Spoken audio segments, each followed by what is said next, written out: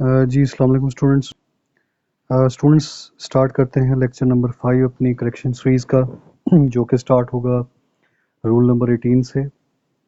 Roll number 18 یہ کہتا ہے کہ prefer and preferable are followed by to. تو جب بھی پریفر یا پریفریبل کے ورڈز ہوں گے تو ان کے ساتھ جو پریپوزیشن ہے وہ ٹو استعمال ہوگی۔ For example he prefers oranges to mangoes. Milk is preferable to tea. تو یہاں پہ prefers ہے اور preferable ہے، تو جب بھی prefers ہو یا preferable ہو تو جو preposition ہے وہ وہاں پہ to استعمال ہوگی، to preposition کو استعمال کریں گے۔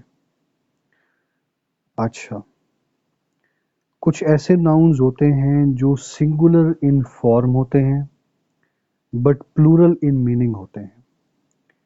ان کو اگر دیکھا جائے ریٹن فارم میں تو وہ سنگولر لگ رہے ہوتے ہیں، لیکن ان کا مطلب پلورل ہوتا ہے، ان کا مطلب زیادہ کا ہوتا ہے۔ For example 4 dozen, 4 dozen seems to be a singular noun but اس کا میننگ جو ہے وہ پلورل ہے۔ سو اس طرح کے ورڈ کے ساتھ جب ہم ورب استعمال کریں گے تو ورب بھی پلورل استعمال کریں گے۔ So we will use the plural verb for those nouns which appear to be singular but ان کا میننگ جو ہے وہ پلورل فارم میں ہوتا ہے۔ سو ایگزامپل کے طور پہ دیکھیں 4 ڈزن کاسٹ ₹90۔ تو یہاں پہ ہم کاسٹ سے نہیں لگا سکتے، کاسٹ کے ساتھ ایس کا اضافہ نہیں کریں گے۔ if we add s it will be sound wrong، تو یہ غلط ثابت ہوگا، ٹھیک ہے۔ نیکسٹ رول دیکھتے ہیں، ایز ویل ایز کا استعمال دیکھتے ہیں، ایز ویل ایز کا۔ اب ایز ویل ایز کو جب کسی سینٹنس میں استعمال کیا جاتا ہے تو ایز ویل ایز کے بعد، ایز ویل ایز کے بعد کا جو ناؤن ہوتا ہے ورب اس کے مطابق آتا ہے۔ اگر ایز ویل ایز کے بعد سنگولر ناؤن ہوگا تو ورب سنگولر ہوگا، اگر ایز ویل ایز کے بعد پلورل ناؤن ہوگا تو ورڈ پلورل ہوگا۔ اگزامپل کے طور پہ دیکھیں، Samira as well as her sister was present. So as well as کے بعد جو سسٹر ہے، جو ناؤن ہے، یہ سنگولر ہے، سو دیٹ از وائی ہم سنگولر ورب کا استعمال کر رہے ہیں۔ اس کیس میں دیکھیں، Khalid as well as his friends were present. So Khalid کے اور اس کے جو دوست ہیں وہ موجود تھے۔ اب ایز ویل ایز کے بعد جو ناؤن استعمال ہو رہا ہے دیٹ از پلورل، سو اس پلورل ناؤن کی وجہ سے جو ہم ورب استعمال کر رہے ہیں that is also plural. So as well as کے بعد جو ناؤن ہوگا اس کے مطابق ورب ہوگا۔ اگر ناؤن سنگولر ہے تو ورب سنگولر، اگر ناؤن پلورل ہے تو ورب plural.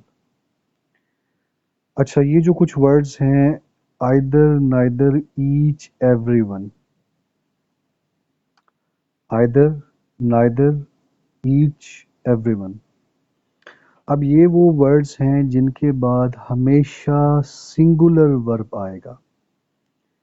when these words are used always singular verb کو ہم استعمال کریں گے۔ اگزامپل کے طور پہ دیکھیں، neither of his two sons is handsome، کہ اس کے دونوں بیٹوں میں سے کوئی بھی بیٹا ہینڈسم نہیں ہے۔ سنگولر neither کی وجہ سے ہم سنگولر کا استعمال کر رہے ہیں۔ جہاں پہ neither either ہوگا وہاں پہ ہم نے سنگولر استعمال کرنا ہے، چاہے آگے 1000 بندے ہوں، 10 بندے ہوں، 100 بندے ہوں۔ اگر فار ایگزامپل دوسری ایگزامپل دیکھیں، either of his two sons is intelligent، سو یہ 2 sons ہیں لیکن ہم از لگا رہے ہیں either کی وجہ سے۔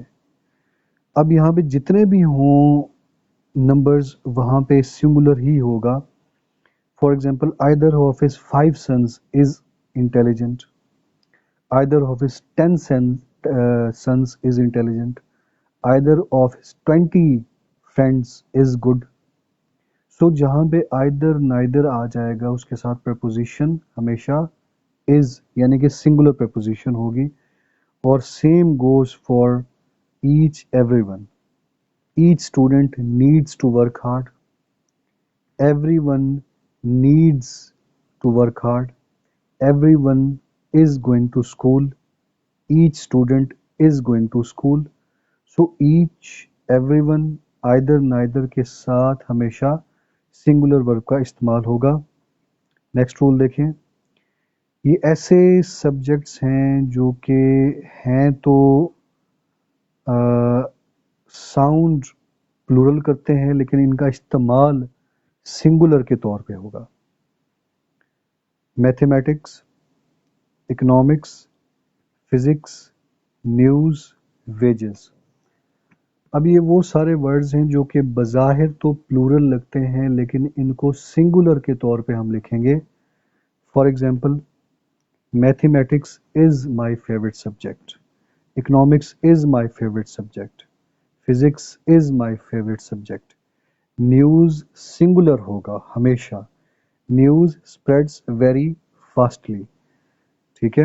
دا wages of sin is very bed.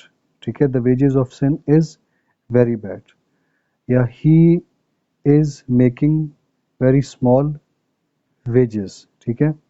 سو یہ وہ سارے ورڈز ہیں جن کے ساتھ ہم جو ساؤنڈ تو سنگولر کرتے ہیں لیکن ساؤنڈ تو پلورل کرتے ہیں لیکن ان کا جو یوزیج ہوگا وہ سنگولر کے طور پہ ہوگا. ٹھیک ہے.